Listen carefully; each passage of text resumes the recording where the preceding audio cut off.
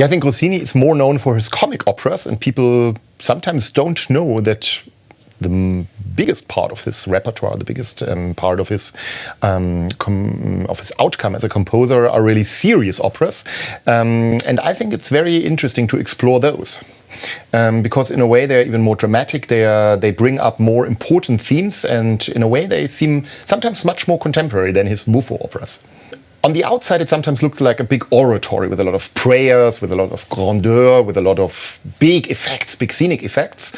But then it's like a blockbuster that deals with very important political themes. And I think that's the very interesting double side of this piece.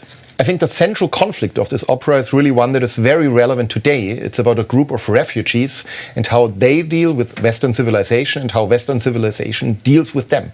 And all the problems and all the obstacles and all the, I would call it, dialectical issues, how to deal with such a humanitarian crisis are really at the heart of this piece.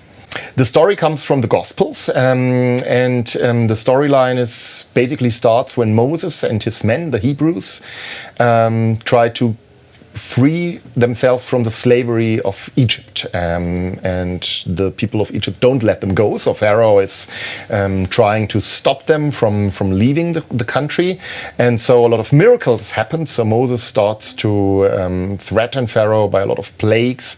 He starts to negotiate first, but when this doesn't work, the means to the same end have to get more and more extreme, more and more magical, and ending up with what is the third title of the piece, The Parting of the Red Sea. I mean, that's really a theatrical climax that you have very seldom in an opera. That at the very end, the sea is parted and the Hebrews walk through the Red Sea, and once the Egyptians try to follow them, the sea goes back again, and it's like a very dark, happy end, one could say. One of the biggest challenges, it's really a piece of big chorus piece.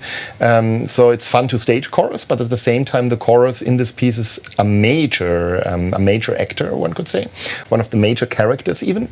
Another challenge of the piece is that it might seem a bit outdated to have a conflict between ancient Egypts and Hebrews, and to make it clear that this piece is not just something that looks like a Cecil B. DeMille picture, but rather something that explores a contemporary conflict is one of the biggest, but I think also most rewarding challenges of this piece.